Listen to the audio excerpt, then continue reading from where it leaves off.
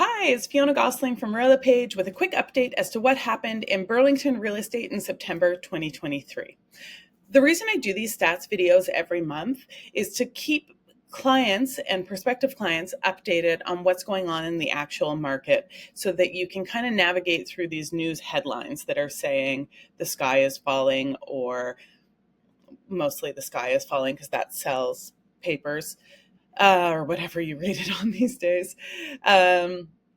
But it's a nice kind of check-in to see what's actually happening, and also to look at what's happening anecdotally in the market. So if you're seeing lots of multiple offers happening, or lots of showings being booked, it kind of levels out and tells us the complete picture as to what's been going on. So let's look at the numbers for Burlington in September. As you can see here, we had 148 sales in September, which is quite low, and historically that's low. I think part of the reason that's happening is because of interest rates and uncertainty in the market. Buyers are it's hard to qualify for a $500,000 mortgage these days, or it is quite a bit harder than it used to be. And you have to have a lot of income to buy a one-bedroom condo, which is kind of a landscape that we have not seen in probably 20 years. So we had 148 units sell. We had 504 units on the market.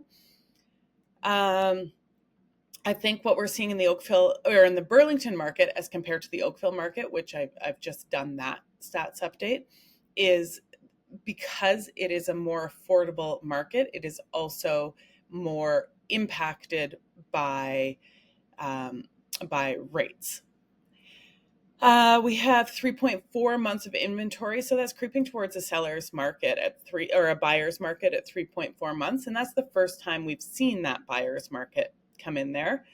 And our average sale price is it's down a little bit, but it's not down a ton.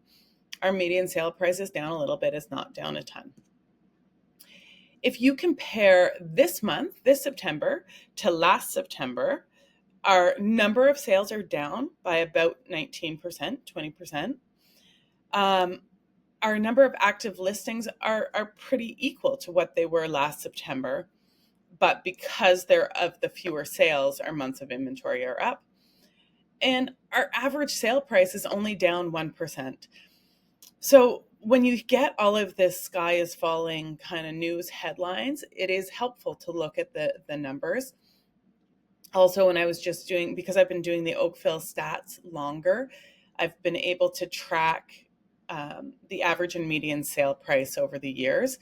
And it's almost clear across the board when you take out the 2022 craziness, the same. We're kind of where it's kind of been the same as it's always been for the last 3 years. And Oakville and Burlington markets kind of mimic each other. When you look at the breakdown of where the average sale price comes from, the average sale price of a detached home in Burlington is 1.253. There were 4.3 months of inventory, and only 72 sales happened. So it's where the majority of the sales took place. But